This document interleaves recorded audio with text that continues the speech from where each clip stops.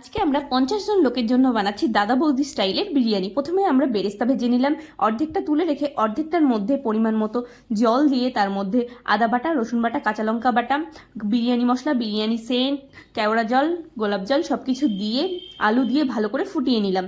এরপরে মাংসটা ম্যারিনেট করে নিলাম আদা বাটা, রসুন বাটা, লঙ্কা বাটা দিয়ে। তারপরে কড়াইতে তেল দিয়ে তার মধ্যে ভালো করে মাংসটাও করে নিলাম, আর এদিকে ভাতটাও 50% আমরা ফুটিয়ে নিলাম। এবার হাঁড়িতে সবার নিচে দিয়ে দিলাম চিকেন, তারপরে দিয়ে দিলাম সেদ্ধ করা আলু, তার মধ্যে দিয়ে দিলাম আলুর গ্রেভিটা।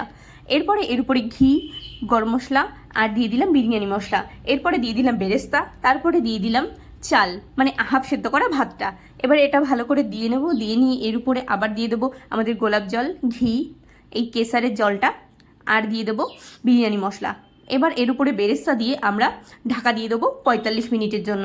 তাহলে দাদা বৌদি স্টাইলের বিরিয়ানি রেডি হয়ে যাবে। তো আজকের ভিডিওটা এইটুকুই, ভালো লাগলে লাইক সাবস্ক্রাইব করে দেবেন।